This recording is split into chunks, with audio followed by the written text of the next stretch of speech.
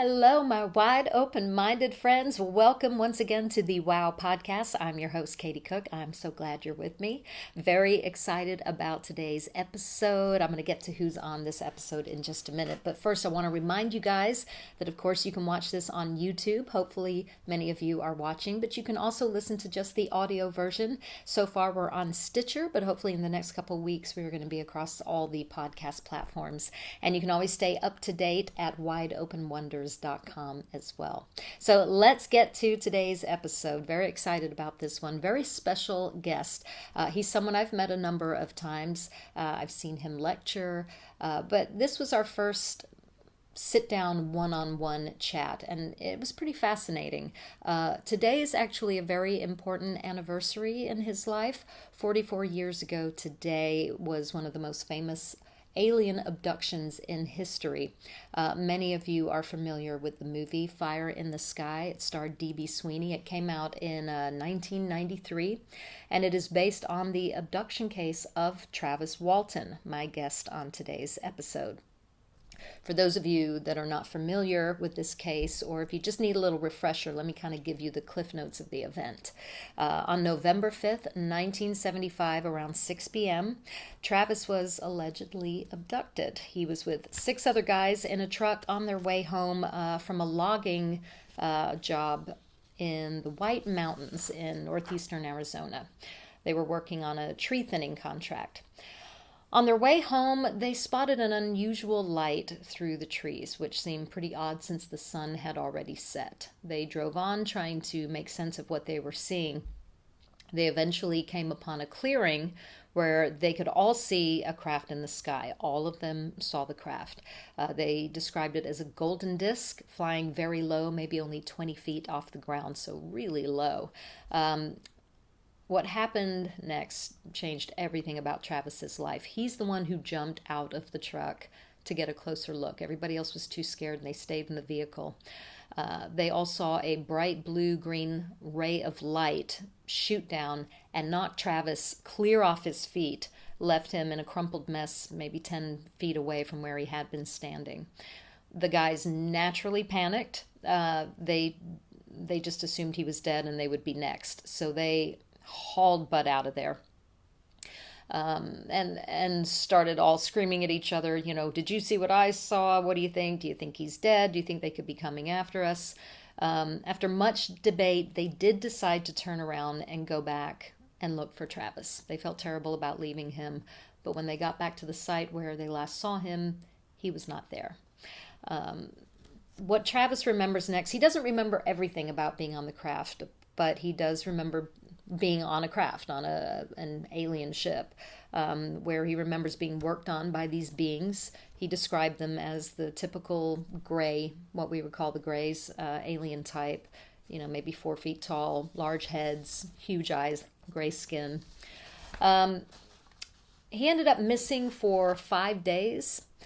During that time, authorities obviously became increasingly convinced that he had been murdered or something. His co-workers were now suspects. They all told their accounts. They took lie detector tests, but really weren't off the hook until Travis was returned. The beings dropped Travis off after what Travis thought had been just a couple of hours. He was able to get to a payphone and call the operator, which put him through to his sister's house. I think she was the only one nearby with a phone, a landline at the time. His brother-in-law came to pick him up, and Travis was just so relieved to be off the ship and away from the guys with the big scary eyes, as he kept describing them. He assumed he had just been knocked out for maybe a couple of hours. He felt stubble on his face, though, and was very confused because he thought he had just shaved that morning and had only been gone, like I said, a couple hours. But he had like almost a week's worth of stubble on his face. So that's when I think it really started to become real for him. He did write a book about his incident, Fire in the Sky, and of course that was turned into the movie.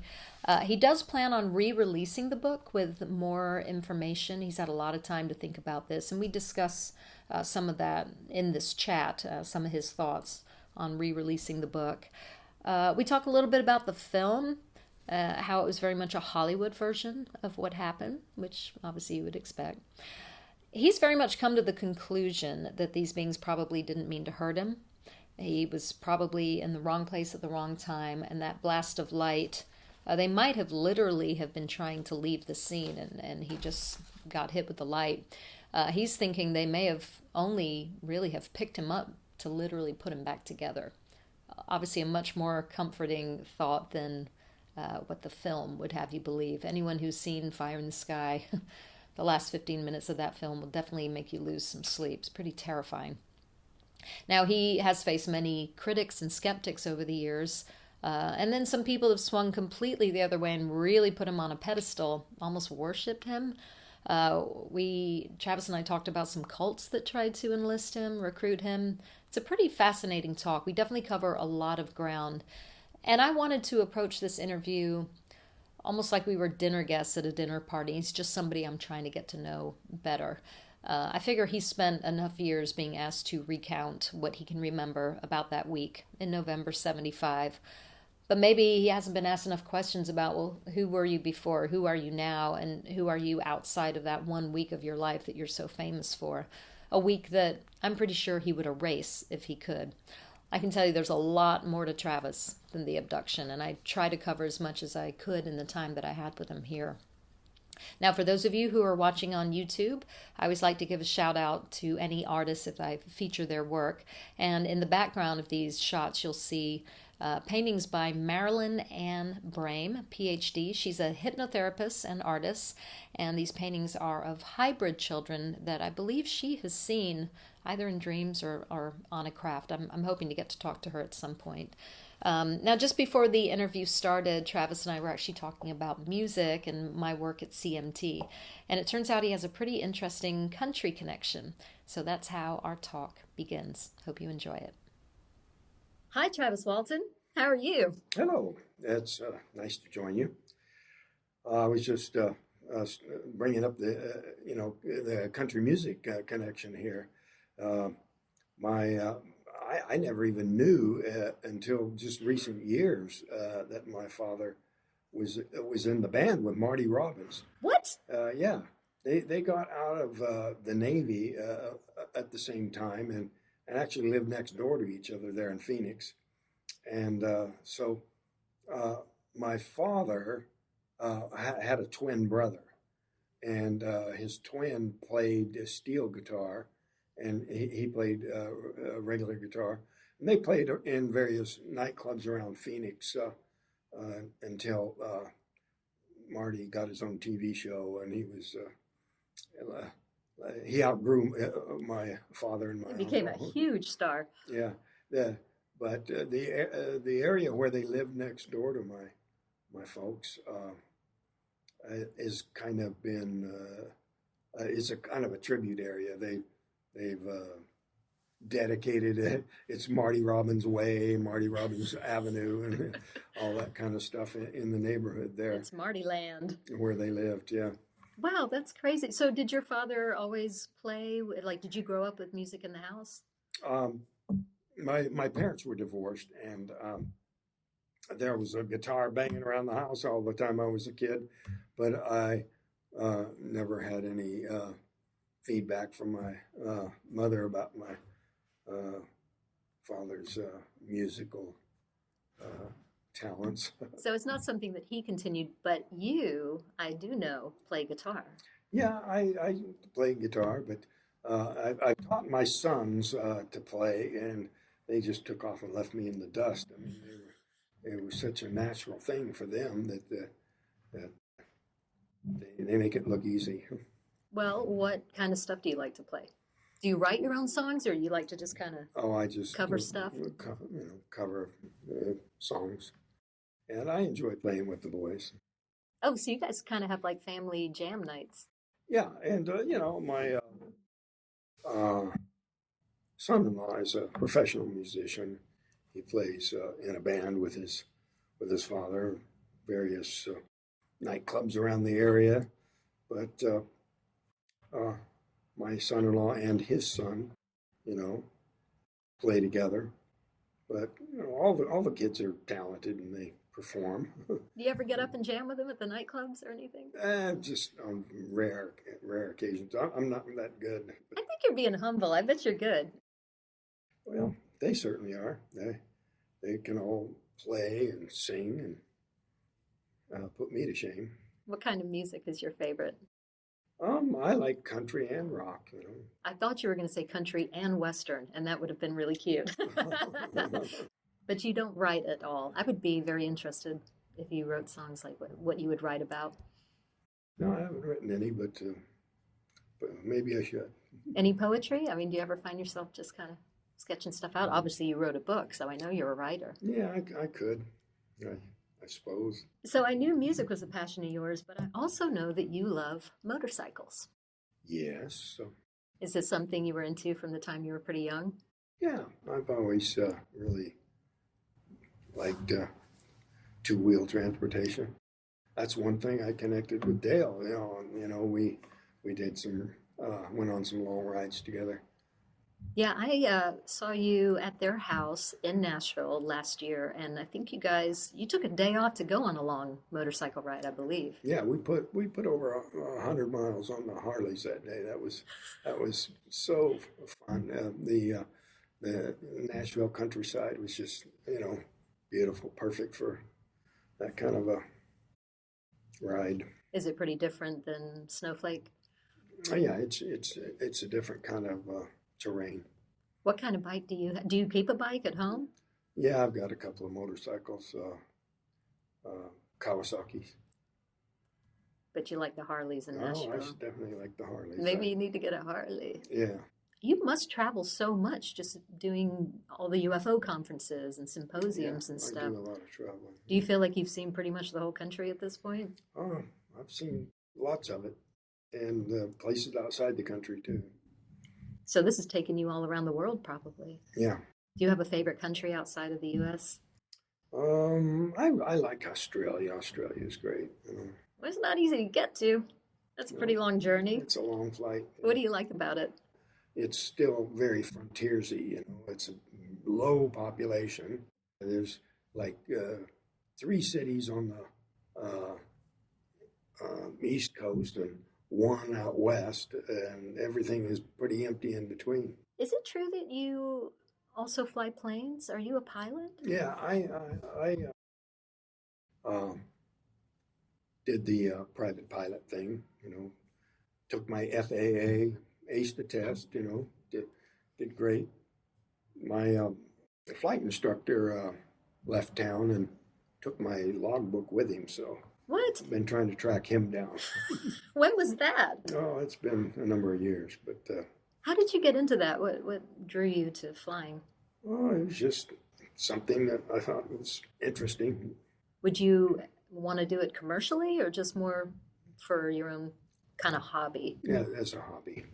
It's kind of an expensive hobby, isn't it? Yeah, I think so. I also heard a rumor that you were a paramedic. Yes, I was certified as an EMT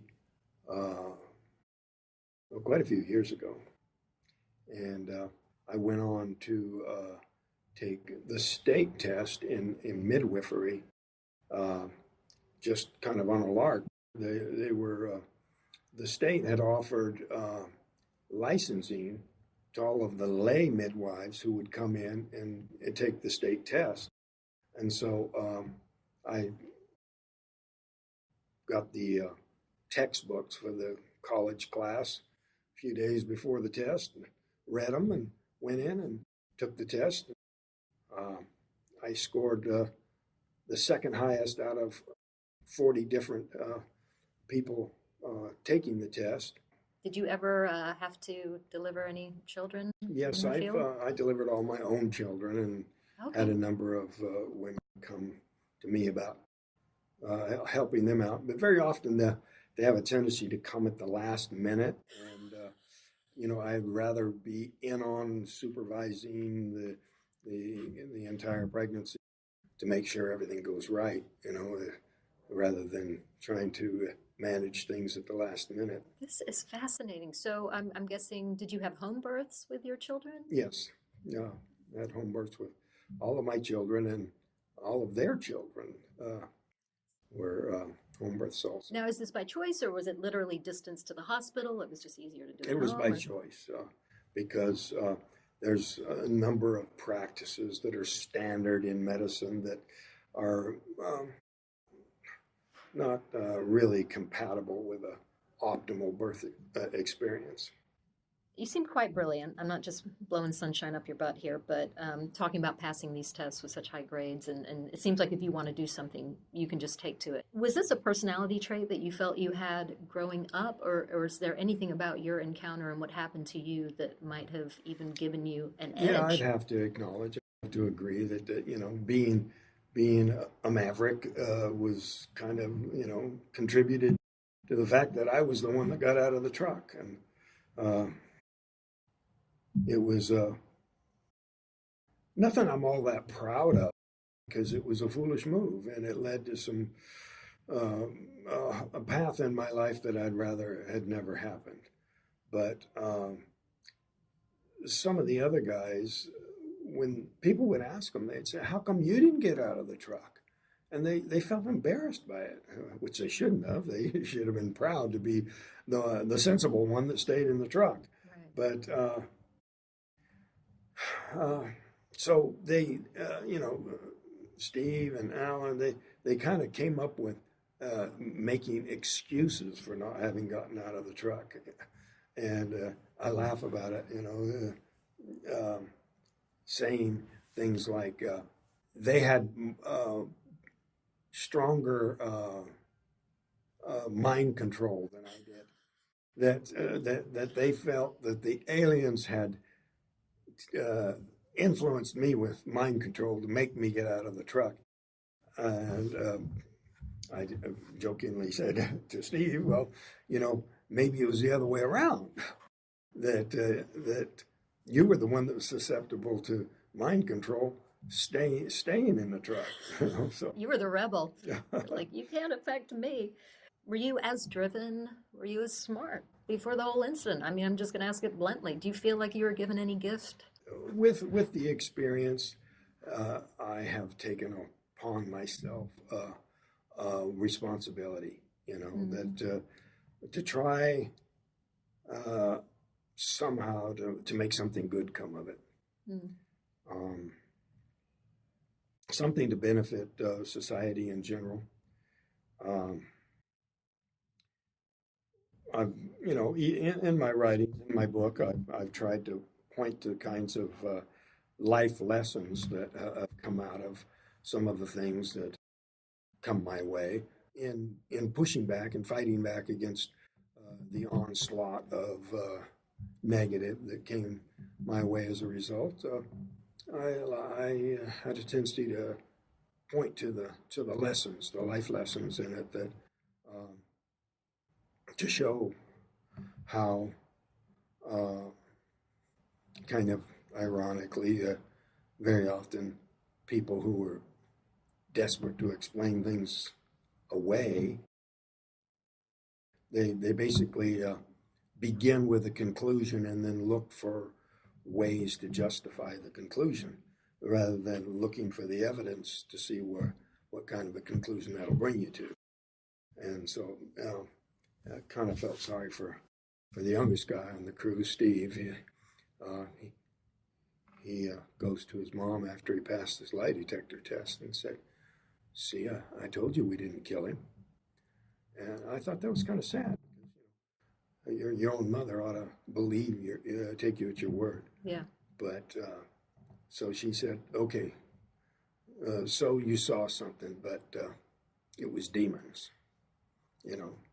So she would rather uh, begin with the conclusion that, you know, that there can't be anything of this sort. It's not compatible with her religious views. Um, just look for ways to justify that. But all kinds of things where the conclusion was arrived at, and then the justification.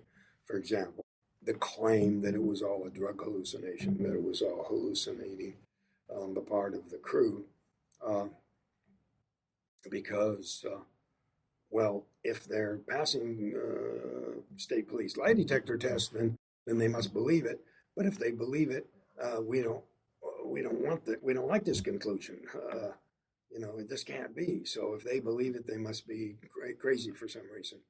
And so, uh, never mind the fact that there was all sorts of direct physical evidence to the contrary, that I had blood and urine samples put through the county medical examiner's drug screen, which showed no trace of any drug whatsoever in my body. The medical examiner is a law enforcement entity, so it's as good as it gets as far as saying there's no chemical reason for a hallucination. Right. But well, that's asking a lot for it's the kind of the thing entire group to have the exact same hallucination. I know you're going to rework the book Fire in the Sky. I think you have some new thoughts to add to it. How Yeah. far along are you in that process? Well, I've got several channels of information. Some of it has to do with people clinging to attempts to explain it away, the pressure that I was under from various religious cults to join their strange belief systems. Like they want you to be part of their cult, or they want? Yeah, do they want to worship you? They think you are tapped into some higher thing? I don't know, to be a part of whatever they're doing. And it was some pretty hefty stuff, some of these cults. When is this still going on, or is this like from a long time ago? Well, I turned them down, and I declined. But you can imagine, way back then, I was felt so isolated and under such attack that to have a group that was accepting and saying, "Yeah, we'll believe you. Come with us." We know you're telling the truth. To have the appeal of that kind of a group, Sure, it would be tempting. would be tempting. But I didn't act on any of it. But I'm wondering, they were interested in you just because they wanted another recruit, or did they feel like you had some extra special juju? You've been up in space. You've been in contact. I'm sure that had a lot to do with a lot of it. Well, Attempts to draw me in. For someone to work so hard to debunk the story, is it just because they're so damn uncomfortable with the idea of it? Because why else would they bother? It's not like you became a billionaire overnight and you're running the planet and they're threatened by you. I mean, what it must be, they must be threatened on some personal level. Yes. By the story. It must frighten them. Otherwise, why would they bother? Yeah, and it's their own fears that lead them to cling so desperately to, things that don't really fit that well. It's just something that makes them feel more comfortable with dismissing it. How have you learned to be comfortable with this probably very unwelcome fame that you got from an incident that you've said you really wish hadn't even happened? With people all of a sudden come out of the woodwork and like, oh, well, I knew him, back in the day, and he was always full of crap. Or one guy was, for example, was claiming that he attended the homecoming party depicted in the movie. Right. And which did that really happen? Did you really happen? That did not really happen. Okay, so, gotcha. So for him to say that he was there at that party, even though he's a supporter, he's got a positive attitude. Yeah. He wants to say he was at the homecoming party, which never happened. Oh, yikes. So it's just one example. That's just so embarrassing. I feel so bad for him that he would even do that.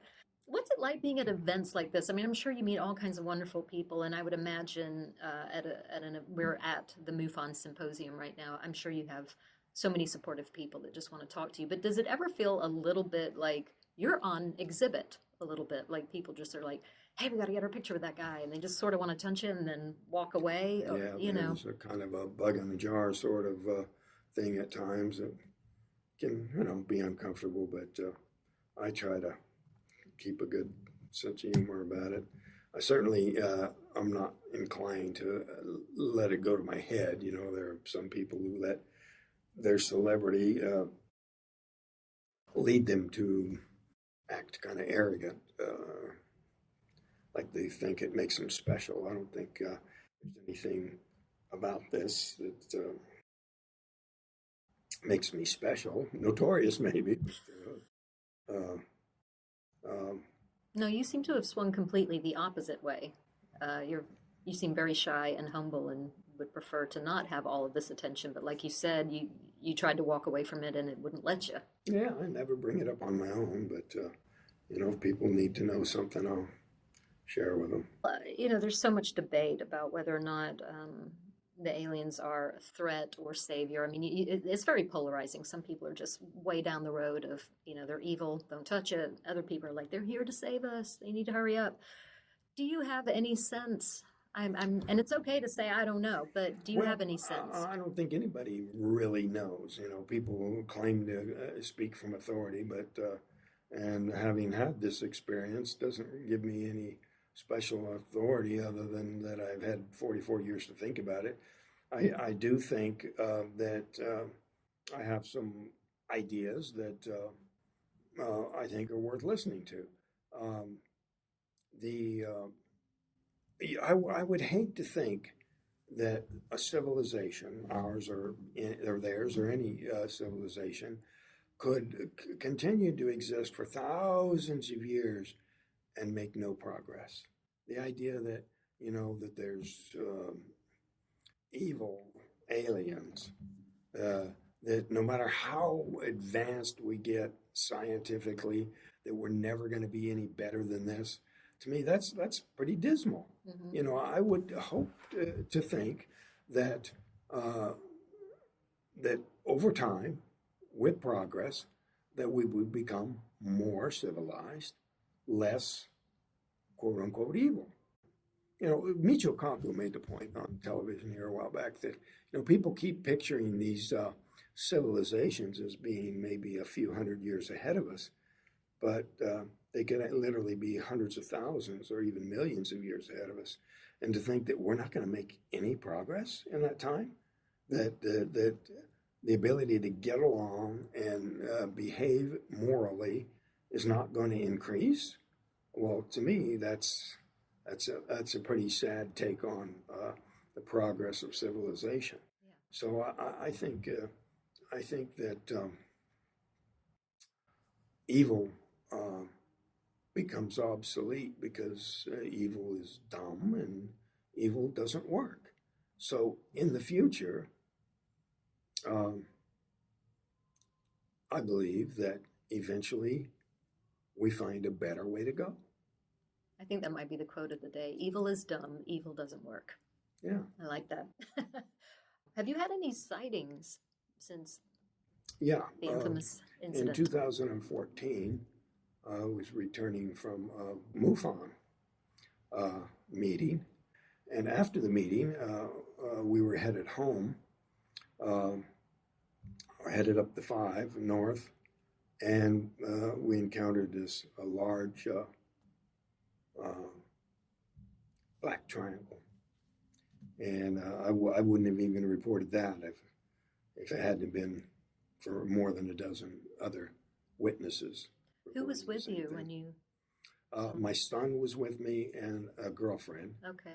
and it turned out that about 15 other people reported it to a website called UFOstalker.com. It's kind of set up like Google Maps with uh, a circle with a number and the location of the other witnesses. And so that was by the next morning, 15 other people had reported it. And so I'd like to follow up, track down, get in touch with these other people and see if somebody took a picture. Gosh, I hope so. Did it have lights? There was a light on each point of the triangle. Right. And when it got right over us, it stopped suddenly and rotated 90 degrees to its right and then accelerated off towards the ocean. Did it have any sound that you could tell? I couldn't hear anything. Okay. Did you stay in the car the whole time? Stayed in the car. I'm sorry. Did you stay in the car, for God's sakes, this time? I think I stayed in the car. Yeah, any missing time? My girlfriend thinks we had missing time getting home that really? night. Yeah. But I need to look deeper into that, see. Do you think you will dig into that maybe a little more, maybe hypnosis? In the future, yeah. Yeah. Disclosure, that's kind of the hot word right now. A lot of people feel like we're in it. Some people say it'll never come. Do you have any thoughts on that? I think that the government definitely knows a lot more about this subject than we do. I don't think they know everything, but I don't think it's in our interest for them to throw open the books and tell the world what they know, because the United States has other nations that are our enemy, and I think it's in our best interest to keep the enemy guessing as to how much we know. So I don't think that people should be careful what they wish for, to think that, throw open the books because we want to know so bad. We're so curious. Yeah, we're curious, but so are our enemies. So you think it's a national security issue? Yes, I think that they have secrets, and it's probably justifiable.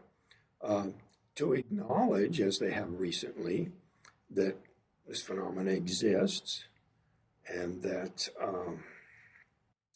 to establish procedures, protocols for people to report what they have observed without jeopardizing their careers is definitely a positive step forward. It is. I think we are being primed to handle the information. I've never really thought about it from the national security angle. I mean, you think our enemies wouldn't have access to the same kind of intel?